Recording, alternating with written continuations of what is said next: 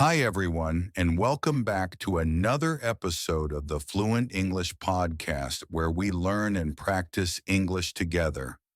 I'm David. And I'm Alya. Today we're going to talk about something very important: pollution.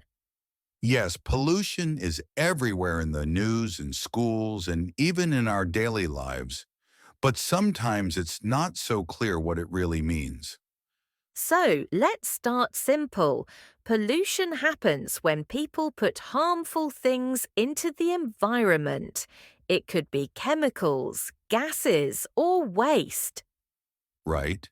And there are many types. The most common is air pollution.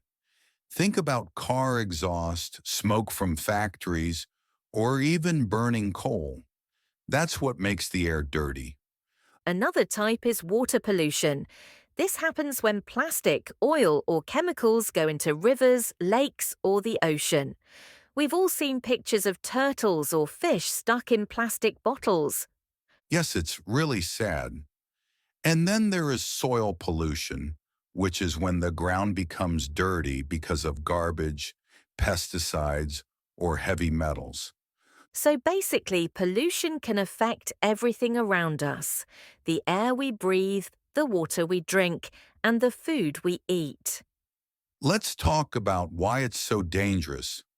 Pollution is not only about dirty streets, it also affects our health. For example, air pollution can make people sick. Many children in big cities suffer from asthma because the air is not clean. And water pollution? If rivers are polluted, the water is unsafe, people can get stomach problems and fish can die. Also, pollution plays a big role in climate change. When we burn oil and gas, we release greenhouse gases. These gases make the earth warmer, which causes extreme weather like storms, heat waves, and floods. Exactly. So pollution is not just an environmental problem, it's also a social and health problem. David, maybe we can share some examples from daily life. Sure. For instance, every morning I see people driving very short distances, like 1 or 2 kilometers, to work or school. If they walked or cycled, the air would be cleaner. Yes, and think about plastic bottles. One bottle may seem small, but billions of bottles are used every year. Most of them are not recycled. They end up in the ocean. Or simple things like leaving the light on when you don't need it. That means more electricity is used, and often electricity comes from burning coal or gas. So, in a way, pollution starts with small actions, but small actions can also stop it. This is the important part. What can we actually do to reduce pollution? First, transportation. We can use buses, trains, bicycles, or just walk. It's healthier, cheaper, and better for the air. Second, recycling. Paper, glass, and plastic can all be recycled, but it only works if we separate our trash correctly.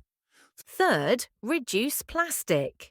Bring your own shopping bag, use a reusable water bottle, and say no to plastic straws. And don't forget energy. Turn off lights, use energy-saving bulbs, and if possible, choose renewable energy like wind or solar. Also, speak up. Support companies and politicians who care about the environment. Change happens faster when more people demand it. Alia, do you do something special in your own life to reduce pollution? Yes, actually. I started biking to work 2 years ago.